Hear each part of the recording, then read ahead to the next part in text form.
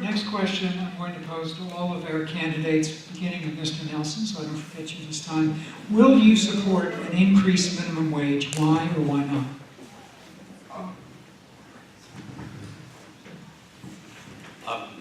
So I think it's more important than the minimum wage is to do more workforce development and higher ed training in our state.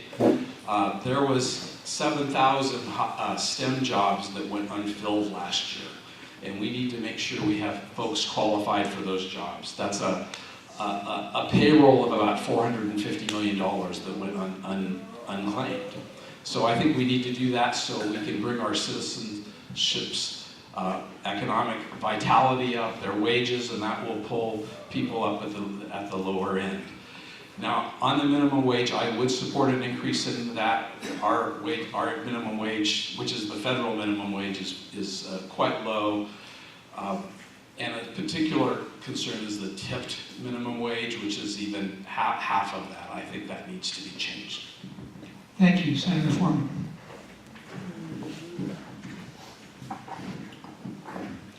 The issue of wages in the private sector should stay in the private sector. Show me in the Constitution where the government has the authority to force a private employer to pay a certain set wage to an employee.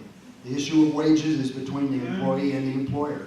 The employee can negotiate for higher wages, improve his or her level of education and job qualifications, and find a better employment opportunity with higher wages. We have all done this. The setting of a minimum wage is another step down the road to creating a nanny state with government interference in the free marketplace. Every time the minimum wage goes up, we lose jobs in a sector of the market designed for entry-level employment opportunities. The minimum wage issue has no interface with the sector of the market offering career jobs. Higher labor costs force reductions in entry-level job opportunities, and that hurts the workforce. Higher labor costs cannot entirely be passed on to consumers as price hikes. Idaho should not try to compete with Washington as it follows its errant path down that road. We want capitalism and free enterprise, not socialism. Thank you, Ms. Sarnes. Heck yeah. I believe that our minimum wage it's not a living wage, it's minimum, it's de minimis, it's little, it's wrong. And our state has already gotten too involved with minimum wage by passing a law that prohibits localities from setting their own living wage laws. Because we are a huge state. We have many different economies, many different costs of living. Right here in Moscow, this is an expensive town. Other towns, the cost of living, the cost of housing is much less. And we do have to care about what's going on in Washington because we've got a brain drain. Families, I hear grandmas saying that they're very upset that their children have to move away from Idaho to get a job so that they can make enough money.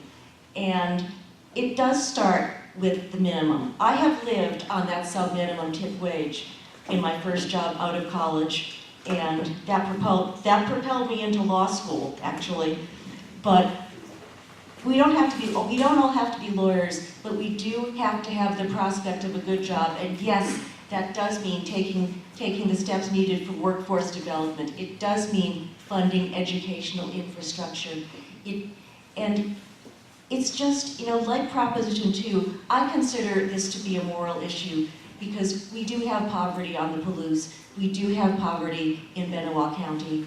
And something as simple as a living wage would make such a difference to so many people, and they would stay here. They would prosper, and they would become the future workforce. But you have to start at the bottom.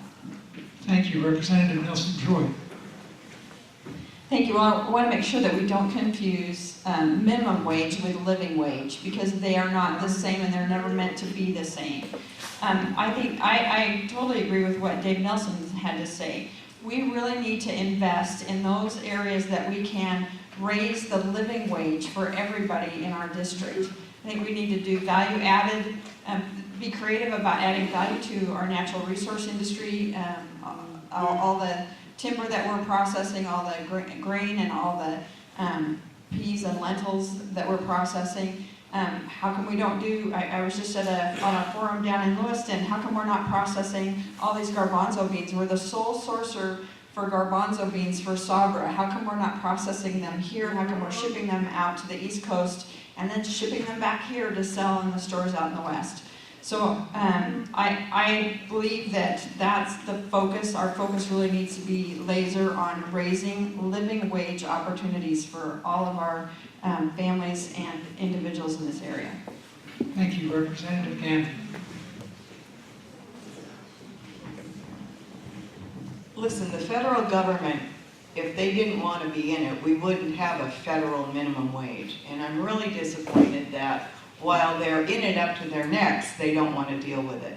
But I agree with David and I agree with Carolyn. There's a difference between a minimum wage and a living wage.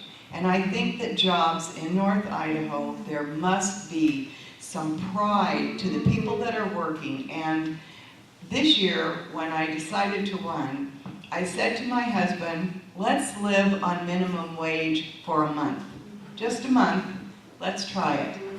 We lasted a week, and our money was gone, and he said, I'm either gonna have to move in with someone else, or we no longer live on minimum wage. But it is not a livable wage.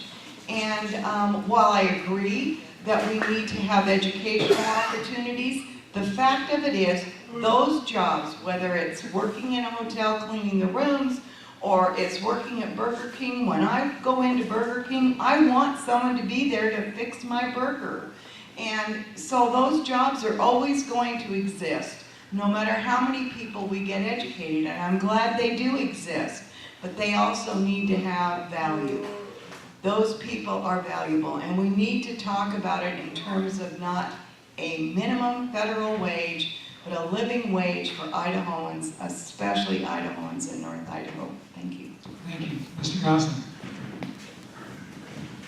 I drove by McDonald's the other day and the window said $10 an hour. And I said, geez, how come he's still advertising that? I thought a lot of people would have jumped on that. And then on the Sunday paper, a little sticker said, SEL is hiring at $14 an hour. They're not able to get the employees that they need. And I think that the answer to that is through education. We have a large number of our young men and women graduating or not graduating from high school that don't have the skills to look and deal with the real world we have. So I would approach it from an educational standpoint.